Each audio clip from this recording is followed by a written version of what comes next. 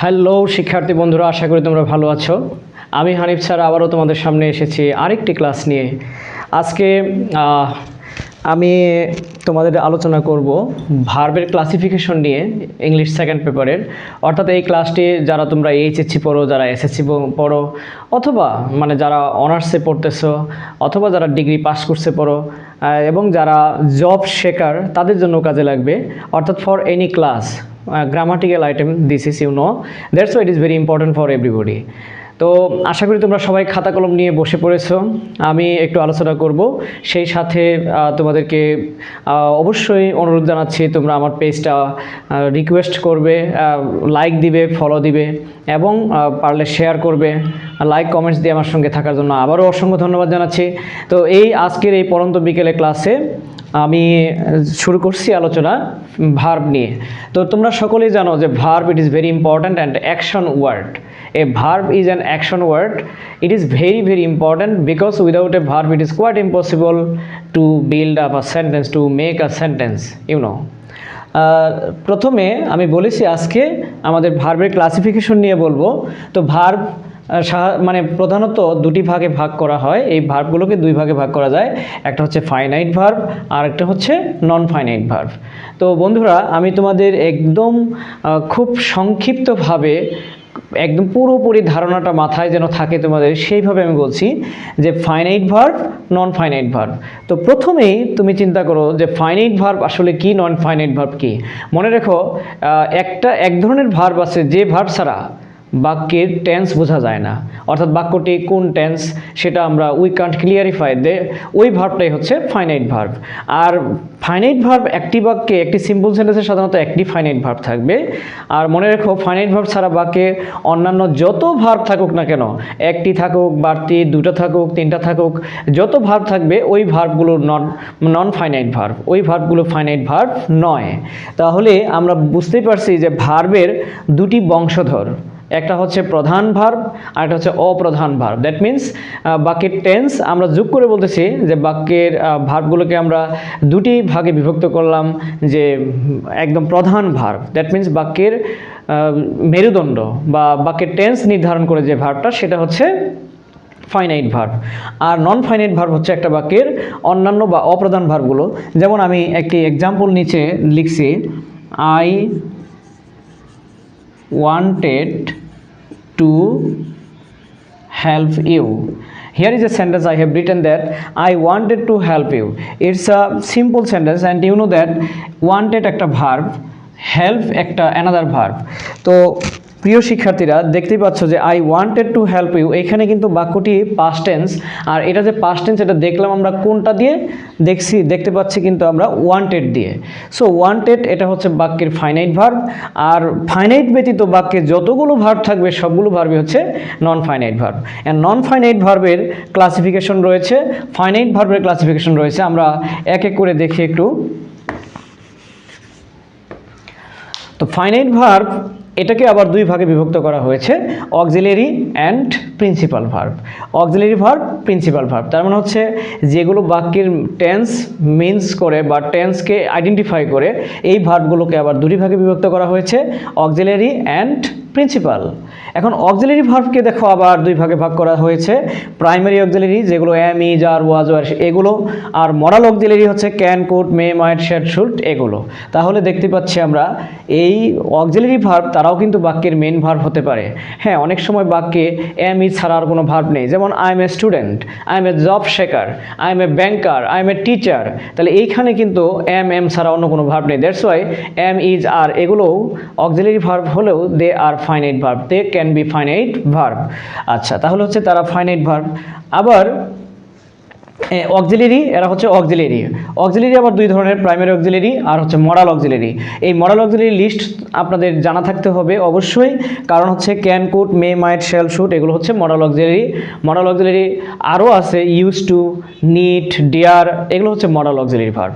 এখন মরাল অক্সিলারি ভার্বগুলো অনেক সময় দেখবা যে মরাল অক্সিলারির পরে আবার একটা মূল ভার্ব ইউজ করতে হয়।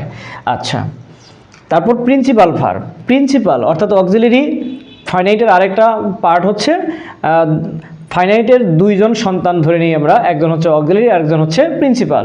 এখন প্রিন্সিপাল ভার্ব আবার তিন ভাগে বিভক্ত, ট্রানজিটিভ, লিঙ্কিং অ্যান্ড ইনট্রানজিটিভ। অর্থাৎ transitive verb, intransitive verb, linking verb, এটা হচ্ছে প্রিন্সিপাল ভার্বের ক্লাসিফিকেশন। ট্রানজিটিভ ভার্বগুলো হচ্ছে যে ভার্বগুলোর পর অবজেক্ট প্রয়োজন হয়, আর ইনট্রানজিটিভ হচ্ছে যে ভার্বগুলোর পর অবজেক্ট লাগে না। সাপোজ আই, উই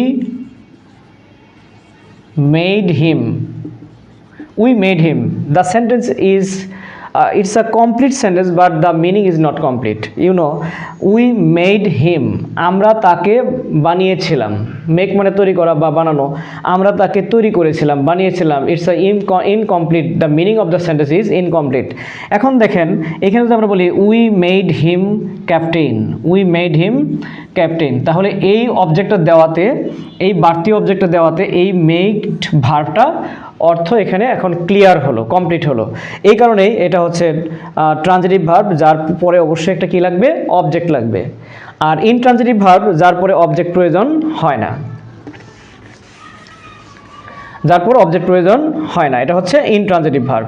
আবার লিঙ্কিং ভার্ব, তো যাই হোক আমরা দেখলাম ফাইনাইট ভার্বের ক্লাসিফিকেশনগুলোর মধ্যে auxiliary verb, primary, principal verb. এখন প্রিন্সিপাল ভার্বের আবার তিনটি ক্লাসিফিকেশন। এখন দেখো নন ফাইনাইট ভার্ব হচ্ছে আবার তিন প্রকার, অর্থাৎ বাক্যে প্রধান ভার্ব ছাড়া, অর্থাৎ সমাপিকা ক্রিয়া ছাড়া বাক্যে যে অন্যান্য আরও অসমাপিকা ক্রিয়াগুলো থাকবে, আরও বাড়তি তথ্যগুলো, ইনফরমেশন অ্যাড করার জন্য যে ভার্বগুলি ইউজ করা হয়, সেই ভার্বগুলি হচ্ছে নন ফাইনাইট ভার্ব। এখন নন ফাইনাইট ভার্ব হচ্ছে আবার তিন প্রকার, infinitive, gerund, participle. Infinitive, gerund, participle.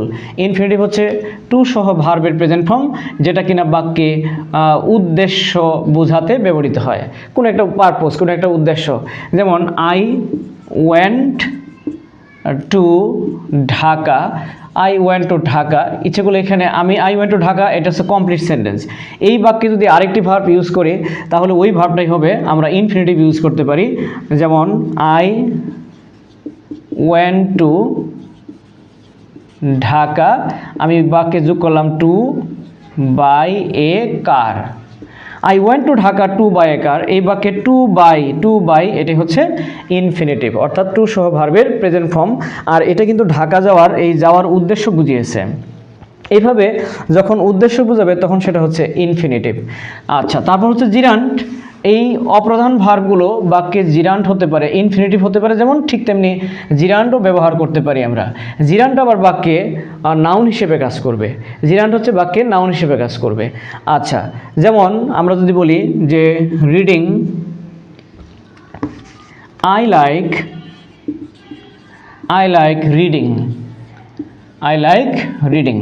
এখানে রিড এর সাথে ভার্বের সাথে আইএনজি হয়ে রিডিং, জিরান্ট সবসময় ভার্বের সাথে আইএনজি কিন্তু বাক্যে নাউন হিসেবে কাজ করবে। আই লাইক, এইখানে লাইক হচ্ছে ফাইনাইট ভার্ব, লাইক হচ্ছে ফাইনাইট ভার্ব, আর রিডিং হচ্ছে ভার্ব থেকে আইএনজি হয়ে এইখানে নন ফাইনাইট ভার্ব হিসেবে কাজ করছে, এটা নাউন হিসেবে কাজ করছে। আই লাইক, আমি কি পছন্দ করি, অর্থাৎ যখন ভার্বের অবজেক্ট হয় সেটা নাউন হিসেবে কাজ করে, তখন আই লাইক রিডিং, যদিও রিড ছিল ভার্ব কিন্তু আইএনজি হয়ে এখানে নাউন হিসেবে কাজ করছে বিধায় এটা হচ্ছে জিরান্ট। তারপর হচ্ছে পার্টিসিপল। তাহলে নন ফাইনাইটগুলো তিন প্রকার, একটা হচ্ছে finite, infinitive, gerund, participle. Participle কিন্তু আবার তিন প্রকার, present participle, past participle, perfect participle.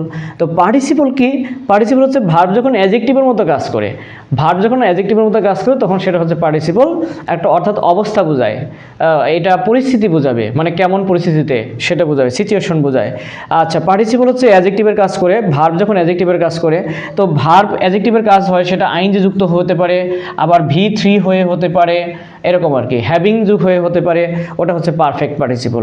যেমন আইএনজি যুগ হয়ে প্রেজেন্ট পার্টিসিপল, তাহলে খটকা কি, জিরান্ট হচ্ছে ভার্বের সাথে আইএনজি, প্রেজেন্ট পার্টিসিপলও ভার্বের সাথে ING, but there is the difference between present participle and gerund. Difference কি, gerund function as noun but present participle function as adjective, তার মানে প্রেজেন্ট পার্টিসিপল বাক্যে অ্যাডজেক্টিভের কাজ করবে। যেমন I am giving example that I saw a boy playing, I saw a boy playing, এখানে প্লেইংটা বালকটার অবস্থা বোঝাচ্ছে। বালকটা কোন অবস্থায় আছে? খেলা করা, মানে খেলা অবস্থায় রয়েছে, খেলারত অবস্থায় রয়েছে, খেলা করছে এমন অবস্থায় রয়েছে। এই কারণে I so A boy playing. তাহলে প্লেইংটাই হচ্ছে বাকি অ্যাডজেক্টিভের কাজ করছে, অর্থাৎ এই নাউনটার পরিস্থিতি বা নাউনটা কোন অবস্থায় আছে সেই সিচুয়েশন বর্ণনা করছে। তো শিক্ষার্থী বন্ধুরা, আশা করি তোমরা আমার এই সংক্ষিপ্ত ক্লাসের মাঝখানে বুঝতে পারলে যে ক্লাসিফিকেশন অফ ভার্ব, অর্থাৎ প্রথমে ভার্বকে দুটি ভাগে ভাগ করা হয়েছে, ফাইনাইট, নন ফাইনাইট। তারপর ফাইনাইটের প্রকার এবং নন ফাইনাইটের প্রকারগুলো in brief I try to expose you, do not you. তো থ্যাংক ইউ, আশা করি তোমাদের ক্লাসটি ভালো লেগেছে। আমার সাথে যুক্ত থাকো, আমার পেজে তোমরা অবশ্যই ফলো দিবে, লাইক দিবে, কমেন্টস দিবে, শেয়ার চাই। আজকে এই পর্যন্তই, আল্লাহ হাফেজ।